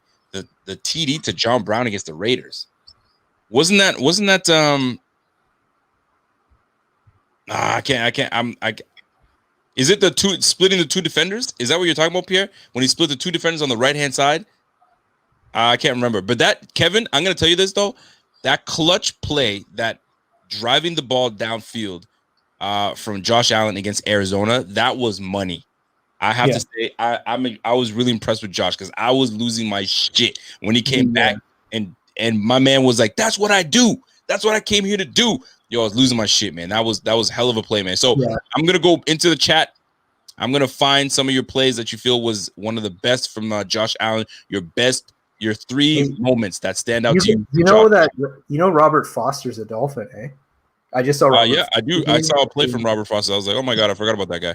Yeah, I don't think he's going to make the team, but yeah. David Koulis says, number one, TD pass against the Dolphins. He's thrown so many TD passes against the Dolphins. You got to be more specific. Yeah. you gotta be more specific, big guy. Number two, TD run against the Dolphins, and number three, TD pass against the. Oh, that's even better, David Koulis. Shout out to you. Shout out. You know what, David Koulis? I gotta give that to you. I gotta give you the air horn. Here we go. Who else do we got? We got Game Touch says no way the Falcons let go of Julio Jones with all that cap and penalties. Yo, they got a lot of money. That team is terrible with the cap. They got to do something. They got to bite the bullet. They're gonna have to bite the bullet, and right now they're not in the strength to ask for everything under the sun. They can't. They're not in the position to. So most teams are going to be giving all the crap they can to get Julio Jones. So it's going to be bad no matter what for the Falcons. Mobile Bill says number one, 4th and 1 fumble conversion on Thanksgiving. I agree, is one of the best plays of moments for him. Number two, pass to Croft against the Steelers to clinch. Oh yeah, I remember that one. That's a good one. That's a good moment. And three, TD pass to Diggs on week 16, Monday Night Football. Monday Night Football. Who do we play on Monday Night Football? Patriots game. Was it the Patriots? I don't know. Man, we've been blessed enough to have a lot of freaking these games where you're like, yo, which primetime game are you talking about? Because I'm not remembering. My guy Richard Rush says, yo, the hurdle, Thanksgiving first down, and that throw over the LB from the 49ers game. Richard Rush, you know what it is. I like that. Yeah, you guys did well against the 49ers. That was a good game. We did well, and that was a pretty decent defense, coached by a very good coach. So not bad. We beat Top moment. Number one, when Josh Allen stole my heart, when I first saw him in shorts. I don't know what and who made this up about Josh Allen in shorts and why it's taken up and taken over. I don't understand it. Have you guys seen Josh Allen in shorts? What's going on? You want to see somebody in shorts? Go look at running back Mike Davis. Did you see that boy's legs? Or Najee Harris. Najee Harris, golly. Yo, this remember, Mike Davis. You remember the little guy, Steve Smith? Remember the calves on that man? Oh, Steve Smith, boy, that largest calves for a little guy I've ever seen, like, and will ever see. Like, it was insane. I hear you on that one. My man Jeff Landers, Jeffrey says the jump over Anthony Barr is number one. The truck on the Dolphins linebacker 2020. I do remember that very, very well. And the pick any fourth quarter because that boy is just clutch. I like it. I like it a lot. I like it a lot. Kev, we're gonna get into. I got two more segments that I want to get into. Okay. And one of them is going to be there was a really cool post on Twitter today, and I wanted to be part of it, and I had to be part of it because I love me the running back position. There was a Twitter post that said Emmitt Smith, Dickerson, Barry Sanders, Adrian Peterson, LaDainian Tomlinson, and there was like a couple more like prominent running backs that were like legit. Like, name me running backs that are legit right now, or like you can't name those guys, but your top running backs, no Hall of Famers. And I came up with a list of 10, and I was like, and those are all on the top of my head. Sorry, are we talking about that are currently playing, or that not current? Just so top 10 running backs. Top 10 running backs, and you can't name. The Barry Sanders is the Emmitt Smiths. Oh, so the top guys that aren't in the Hall of Fame. Well, not all of them were on the Hall of Fame, but I mean, these guys were pretty much close to being in the Hall of Fame. Priest Holmes. So, okay, I like that. Priest Holmes is legit. Sean Alexander. Hold on. Let me pull it up, and I can accurately say what the tweet said. So the tweet was, where is that? Here. Okay, so here it goes. So the tweet was, you are not allowed to pick Jim Brown, Barry Sanders, Walter Payton, Marshall Faulk, LT, Adrian Peterson, Emmitt Smith, or Eric Dickerson. All right. And he says, who is your favorite running back of all time? Oh, my favorite, Ricky Williams. Your favorite running back of all time. Like favorite or the best? Like my favorite. That was the question. The question: who is your favorite running back of all time? Yeah, Ricky Williams. Ricky Williams. So I had Ricky Williams as part of my list. I had a list of 10. Like if I was making a list of guys, so it would be like Priest Holmes, Sean Alexander, Ricky Williams, Roger Craig. Sorry, not Roger Craig. He's good, but not him. Marcus Allen. Marcus Allen. I didn't put him on my list. Go on. OJ Simpson. See, I could have put OJ, but I was like, nah, I'm not putting OJ on there. He's the best. I know, but I was like, it's too easy. He's too easy. It's too easy. Oh, we want to go like guys that were sneaky good, like Curtis Martin. Curtis Martin was nice. Yeah, for sure. Tiki Barber was pretty good for a few years. After when he fixed the fumble issues, then he started becoming a back. Eddie George was pretty good. And these are all the top of your head, right? The Nigerian Nightmare, Christian Okoye. I seen that name out there. So I named Bo Jackson. So I need the chat to help me out. What were your favorite running backs? So my man said Corey Dillon. I was not a fan of Corey Dillon. Jamal Lewis is in the chat. That's a good one. I forgot Jamal Lewis. Okay, so check my list out. Like a name that nobody Earl Campbell. Earl Campbell's a really good one. But I was trying to, once you said the stipulations, I was trying to stay away from like the usual. Earl Campbell's, OJ Simpsons. If we're not using those guys, because obviously, if you're not saying that, Larry Zonka, Earl Campbell, OJ Simpson, all these like Hall of Famers, Tony Dorsett. And I regret it because I put Thurman Thomas. Oh, that's a good one. Okay, you go ahead. I shouldn't even put Thurman Thomas on there. So I went with one name that is being dismissed, and nobody's talking about this player. I haven't seen it on many lists, and I'm looking at the list right now that you guys are giving me right now, and I don't see this person's name. Deuce McAllister. My gosh, that's a good one. That is a good one right there. Bills Mafia. I like that. That's a good one. So I had Fred Taylor. If you guys don't remember Fred Taylor, goodness, what a running back. He was nice. So I had Fred Taylor, Ricky Williams. I got to put LaShawn McCoy on there. Mm-hmm. I had Jerome Bettis. You know what I'm saying? But I shouldn't have put him on there too, but I was like, it was the top of my head. Marshawn Lynch. You can't go wrong with a Marshawn Lynch. Sean Alexander, I feel like he had like maybe 2 or 3 years where he was dominant and then he just disappeared. I don't know if you remember that. I don't know. Yeah, but I mean, didn't he score something like 28 touchdowns? It was insane. Like he did some craziness. Arian Foster, I agree. Underrated back. I think he was really good. Clinton Portis was one of my favorite running back, man. From the U. Yeah. Yep. Clinton Portis, Christian McCaffrey. I know he's a young back, but I really like Christian McCaffrey's game, man. Christian McCaffrey's game is legit. D'Angelo Williams doesn't get enough love.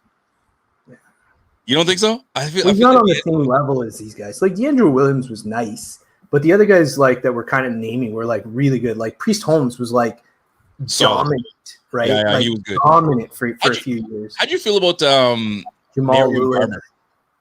Oh, I hated Marion Barber. You're not a fan of Marion Barber, huh? He breaks so many tackles, but he's so slow. He still gets 3 yards. He's only running back that averages 3.1 yards a carry and makes it to the Pro Bowl. Yes, it's random Cam. Ahmad Green, man. Oh, he was a good back. I said John Alexander, but yeah, that was a good one. Ahmad For Green. sure. Oh, Jamal Charles. Good one, Sheldon Cole. And actually, I've seen, I think, what's his name? Sheldon Cole said Jamal Charles trash. Yeah, it doesn't make sense. But one of the guys said up here, what was his name? His last name was Kane. David Kane. He gave me Matt Forte. That was nice. Matt Forte was. What happened to Matt Forte, man? He just got old, man. He retired. That's a shame, man. Yeah, that's who a popular comp for. Cookie Gilchrist as one of them. Yeah. Yeah, man. Marion Butts, from San Diego. I'm just going by the old Tecmo Bowl. Ricky Waters. Remember Ricky Waters? I like Ricky Waters' game, man. Ricky Waters had a great. I love this game. Yeah, who else? Jamal Lewis is forever a guy that should get love no matter what. That boy was a force. Yeah, then there's Peyton Hillis. Remember Peyton Hillis? Yeah. He had the 1 year. Yeah, he had the one. Peyton Hillis. Actually, can you name 3 white running backs that are really good? What? 3 white running backs, not named really McCaffrey. Larry Zonka. Yep. Who's Franco Harris? The Redskins running back. We're talking about John Riggins. John Riggins. Can we count Franco Harris? I don't know. Yeah, Franco. I don't know. Robert Smith. Oh, he was a mix. Robert Smith was at half. Yeah, he was a mix. He's black and white, but we'll give you that. Nice. He retired. I remember Robert Smith. Terrell Davis. Yeah, TD was awesome. TD was so good. So back in the early 2000s, you guys probably have forgotten about this, but Miami was like a dominant team. But unfortunately, they were playing in the Patriots. They had like 4 years in a row where they were either 11-5 or 12-4. But they were played in the friggin' division with the Patriots, 99 to 2003, something like that. It was when Captain Juan Stad took over. Steven Jackson was a solid. But Terrell Davis took us. That was back when Miami had that the best defense, like when they had Madison, Surtain, and Taylor, and Zach Thomas, and Trace Armstrong, and Tim Bowens, and all these guys, right? And then every year, 3 years, they lost to fucking Terrell Davis in the playoffs. Yes, Larry Johnson. Go on. I'm listening. I remember it. Yeah, and Davis was just so good. Old man Elway's fumbling the ball. He can barely throw anything. He's doing a helicopter, so they think he's good. And Terrell Davis is running at will against us every time. Terrell Davis was – I remember paying attention to his game, but I'm not so much. I was more on the tail end of remembering Terrell Davis's game. Was he that nice? He was one of the 5 best I ever watched play live. And he was just unbelievable. He was so good and then he got hurt. I remember Natron Means business. I do too. He was the first guy I was like, yo, that visor on Natron Means is a I remember it. Yeah. A lot of people think of LT like Thomas. Right, man. But Natron Means was that, which ironically they're both San Diego, but that was that 96 San Diego team. Yeah, Jones Drew was good for a while. Oh, you know who I loved? Garrison Hurst. Yes. You know who I liked? You know who never gets any respect, and he was so good for so long, was Brian Westbrook with the Eagles. Absolutely. I agree. He was good. I agree. But he just wasn't a superstar. You know what I mean? But he was really good for a long time. Do you remember Cadillac was supposed to be the Cadillac Williams next back that was supposed to kill the game, and then those freaking ACLs, or was it ACL? He blew 2 ACLs. Like, oh man. Yeah. Played in the same team in college as Ronnie Brown, and they both came out the same year. Oh, Ronnie Brown and Auburn. Came out of Auburn. Yeah, they both came out of Auburn, and Ronnie Brown was pick 2, and Cadillac Williams was 3 or 4, something like that.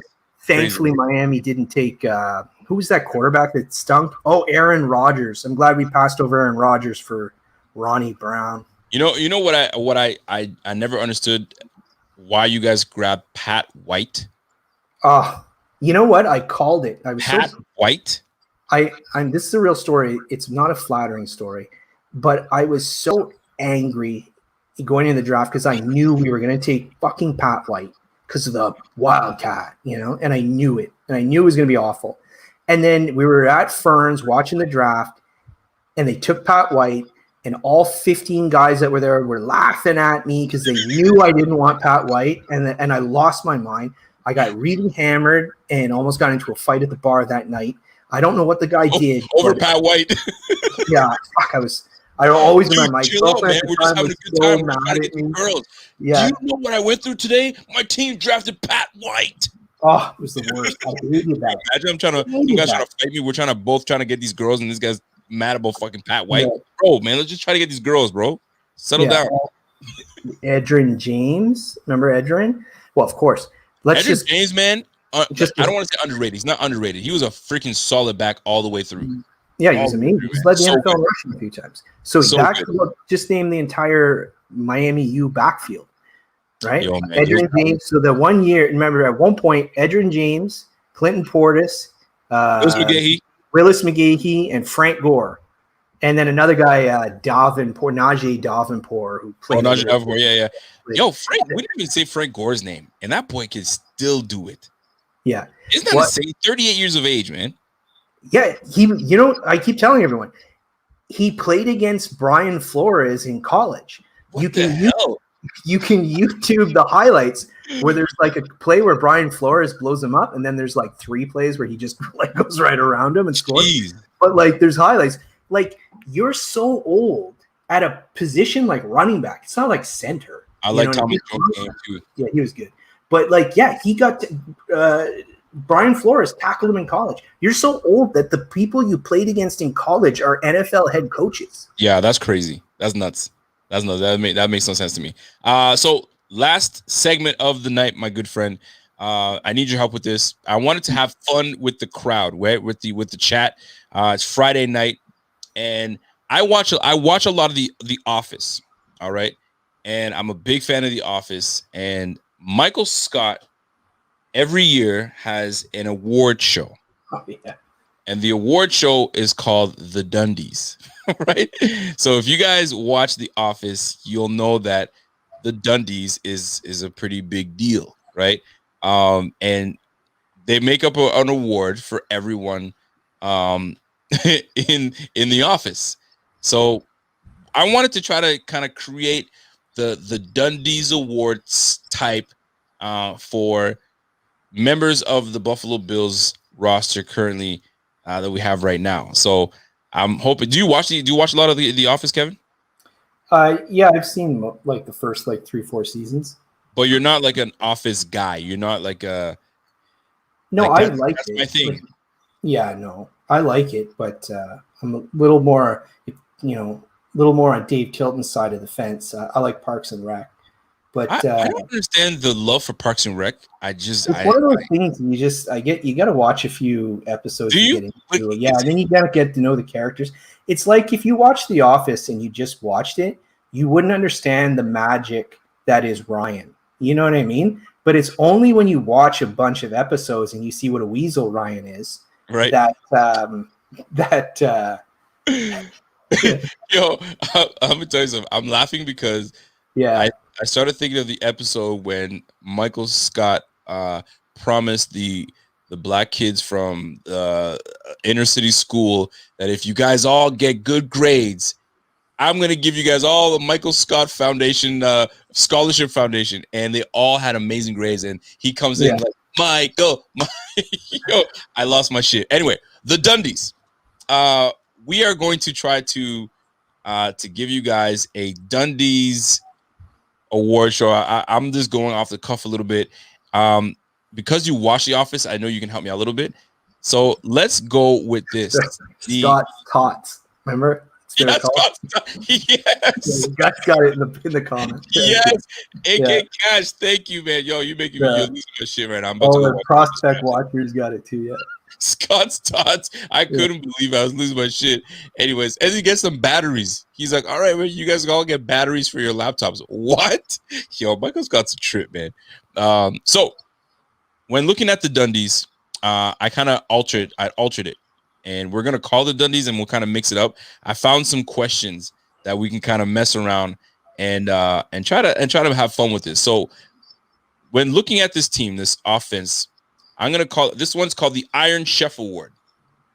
Who would you say on this team is the Iron Chef Award? And the Iron Chef to me is the guy that's, you don't, no matter what, get on the ball, or if he's on the defensive side of the ball, he's cooking.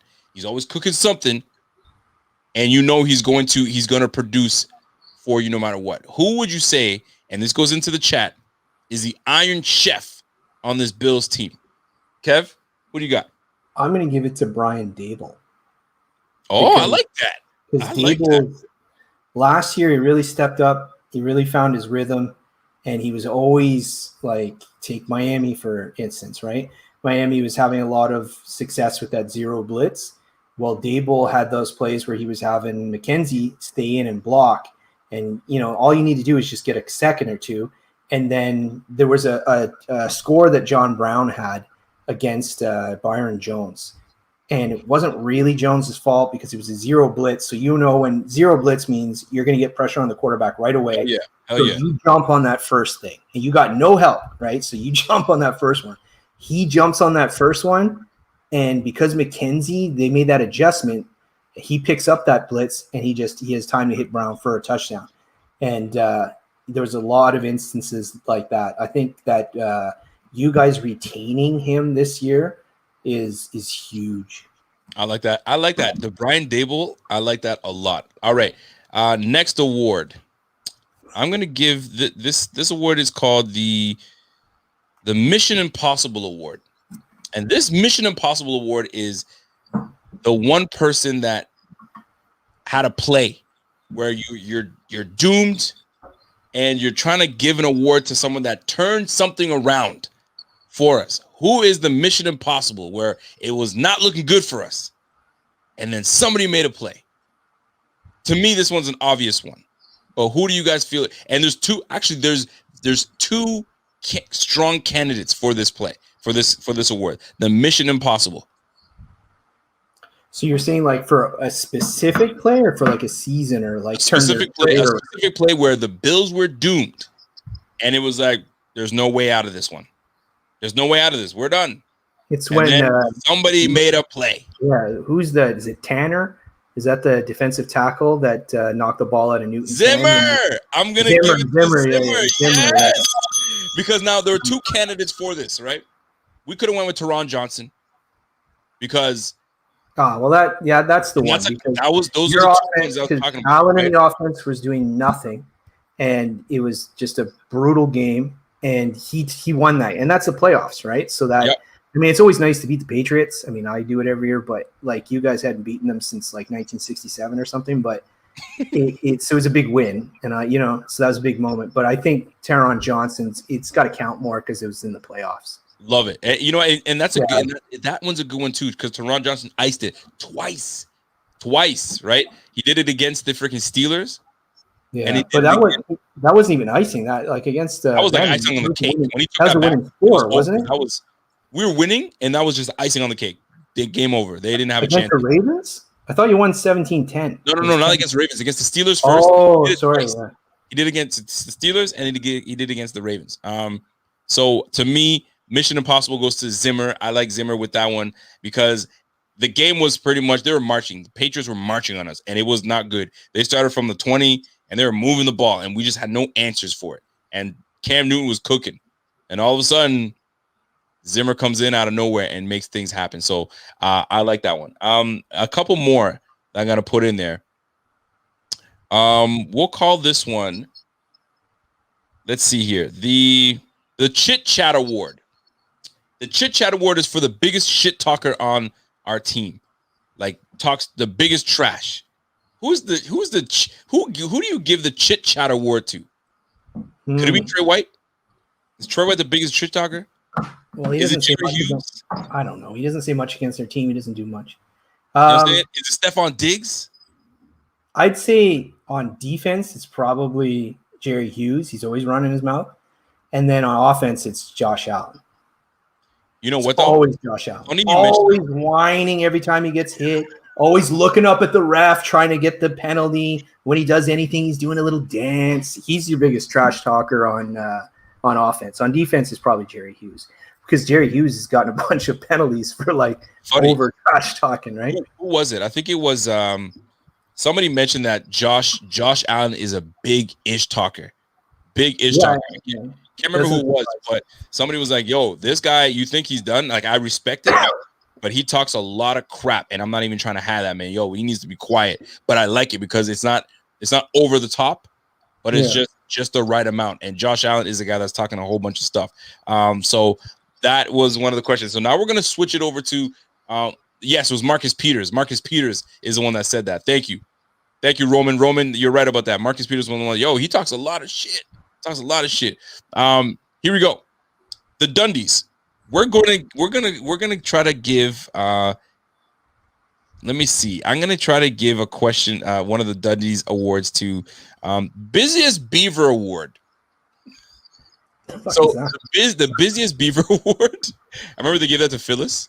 Phyllis got the busiest beaver award. Yeah, so if you were to give the busiest beaver award, active, always around the ball, right? And I'm looking at the defense side of the ball. Who would you say is the biggest beaver? Who are you giving that to?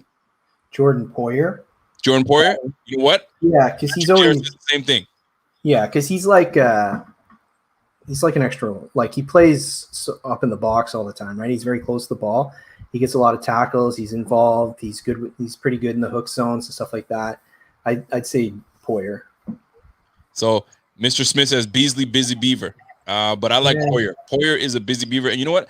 It's tough for a while because they're only getting the ball 5-6 times. You know what I mean? AK Cash said Oliver. He's busy too, man.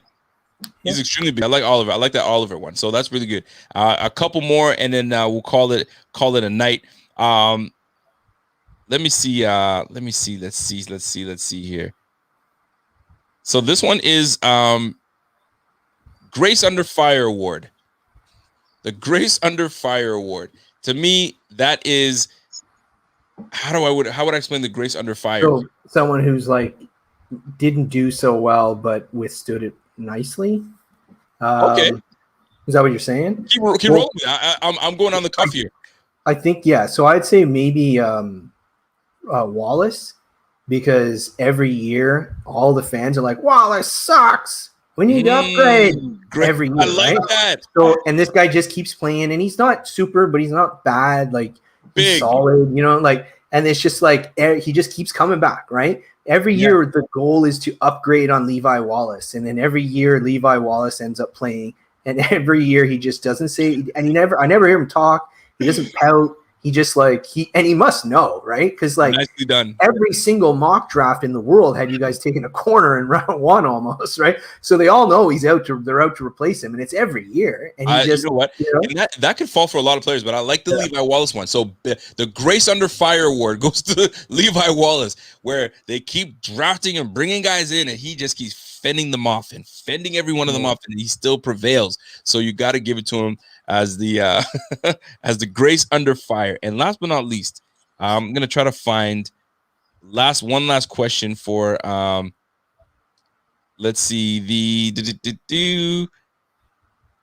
let me give this one here. So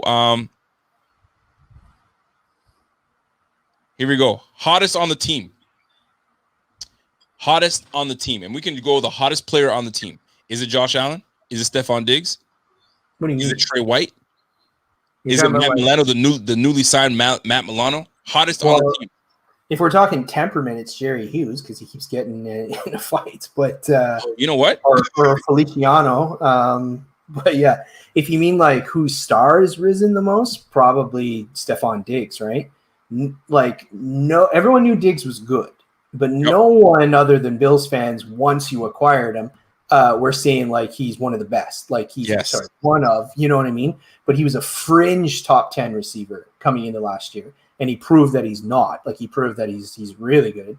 So I would say him. So his stock on how public perception of him was at the beginning of 2020 and going into 2021 is going to be like huge, right? You know what? I'm going to give you that one. I like that. I like that a lot. Stephon Diggs is hottest on the team because like the dude's a star. Over 120 receptions, over 1,500 yards receiving, give or take, if I remember correctly. So, dude had a monster year, a freaking monster year. So, you can't go wrong with that. And he sparked everything. Like he comes in, the offense automatically changes, right? Obviously, there was some improvements from Josh Allen, but dude, Stephon Diggs is that dude. So, the hottest on the team, Stephon Diggs. I'll give that to him. So there goes our Dundees / fun award show. Thank Kevin for helping me out with this. Kev, are you ever going to start a pod, or you're good with just being a guest and showing up here and there? That's a serious question, though. Serious question. I'd rather do like what you do than probably a pod. I'd rather do like an on-air live thing. Got it. Because if I was just kind of like, remember when we did that pod? We were going to do that pod for the radio station. Yep. It was dry, right? it was dry because we were like, well, it's gonna work, man. The next question is, and it was just like, it was very regimented. And the only reason anyone likes me on this thing is because I flip out half the time, So like, it's tough. Like I would like to do a show like you do, but with someone else, like so that I could have something to bounce off of, because I feel like who am I going to make my little jokes to? I guess I could just talk to the comments, but no, you're right though. I know exactly. Yeah. You need chemistry. That's why there's not many people that I can actually go live with, like back and forth. Like you and I have the chemistry. We've been doing this like nothing. So this is nothing to us. But it would be pretty dope to have the Kevin and whoever show. You know what I'm saying? That'd be pretty cool, man. But nonetheless, Kevin is always welcome on the Rico Report all the time, no matter what. We were supposed to do a Tuesday show. Since we're an hour and 40 minutes in, so you should never get this far.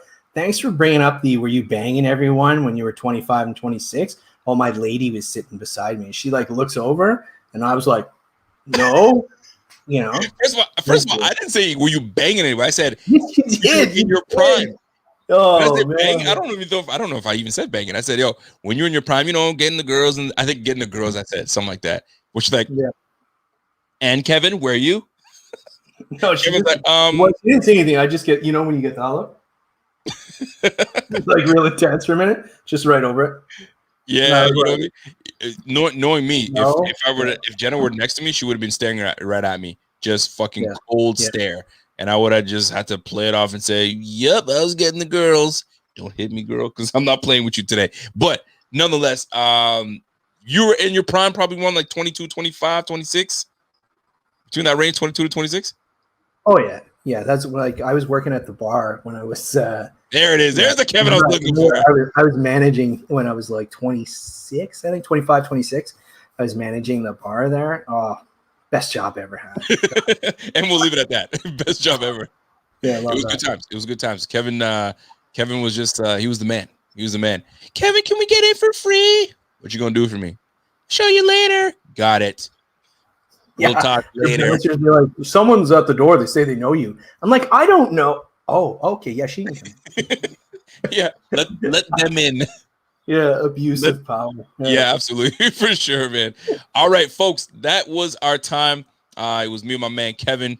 We chopped it up. I think we had a decent show. Some people did not feel the whole Julio Jones things. They don't like it. They feel like he's too old. We got a budding team, young team, and that's it, right? No more, no less. We don't need anybody else to come in and infest our team.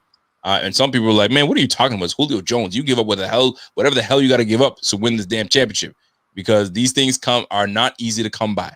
So, but the window is now. If you want to take advantage of it, take care of the window. Josh Allen's birthday, so we wish Josh Allen a happy 25th birthday. We spoke on some running backs. I thought it was pretty fun speaking on the top running backs that we just haven't heard in a long time. Clinton Portis is one of my favorites. Remember that bit that he used to do? He just have a different costume on. Yeah, the costume. Yeah, that was weird. You know what I mean? I was like, yo, this is a crazy bit. That's and the worst part is he was like, remember he was part of one of the he was the lopsided loss of that trade. Against him, Champ Bailey? Champ Bailey. Champ Bailey.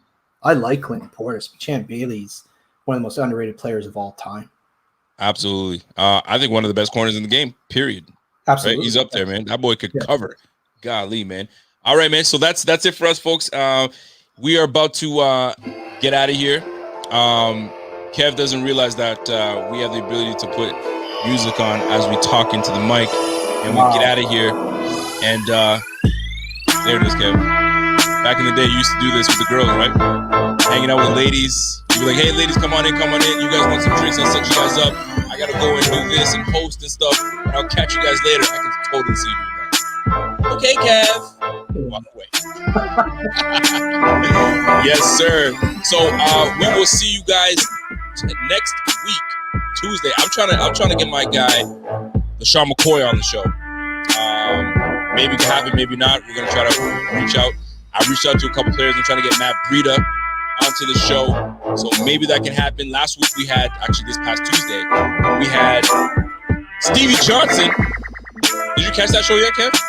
I haven't seen it yet. Oh, you should go catch that. That was dope. It was actually really dope. I give you those questions asked. Dude, I was geeking out. I was geeking out on Stevie Johnson, man. I probably showed I was super cool, but that's my favorite player. Yeah, it'd be like me if I was Cam Wake or. There you go, man. I might even try to get Cam Wake for you ass. But anyway, we'll try to figure that out. So, folks, you guys have yourself a fantastic Friday evening.